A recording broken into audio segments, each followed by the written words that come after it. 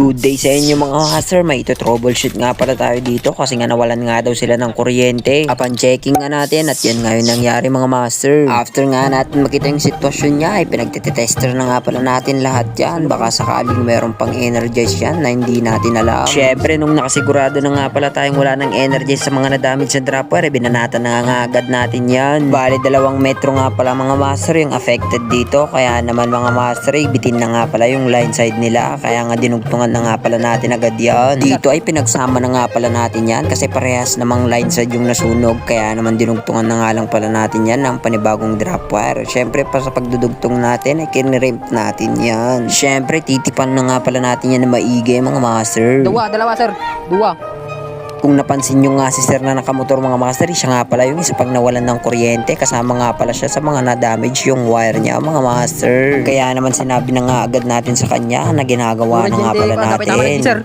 Dapat tama na dyan dumkatit tanin tiro. Wen, tayo tibatog natin tiro sir. Upon troubleshooting nga pala natin mga master, hindi nga lang pala yung line side ng metro nila ang na-damage, kundi pati yung wire na papunta sa bahay nila sir na-damage din. Pero bago tayo dumako papunta sa bahay nila mga master, inayos nga muna natin lahat yung dapat ayusin sa may poste. Di lang pala yung line side ng metro nila ang naputol, kundi pati yung neutral niya ay na-damage nga rin mga master, kaya nga ikikrimp na nga pala natin lahat yan. Groundings niya, yung ground niya. Tanggalin natin lahat tong mga na-damage.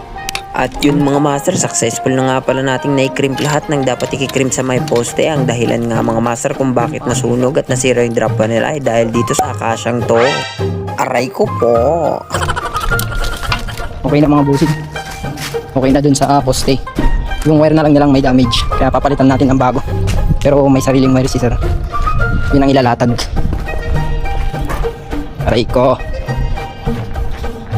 Dito nga ay nilalatag na nga pala natin yung wire ni sir, at dito nga ay tinulungan na nga pala tayo ni sir para mabilis nating maayos yan. Habang hinihila nga ni sir yung service drop wire niya ay nagbe-belt na nga rin pala tayo dito mga master, at nagpatulong na nga rin pala tayo kay sir na kung pwede hawakan niya nga yung bakal na poste, baka pag umakyat kasi tayo ay biglang mayupe mga master. At eto nga yung na-damage na wire ni sir mga master. Nangyari nga yun mga master dahil nga sa akasya na puno, dahil sa pagputol nga nila ng puno ng akasya mga master, nadaganan nga yung ating service drop wire, at yun na nga rin pala yung dahilan kung bakit nag-short yung linya ni sir. Tapos na nga nating itaying yung ating drop wire mga master, i-compress na nga lang pala natin, idudugtong na nga lang pala natin yung dati niyang wire na hindi na damage.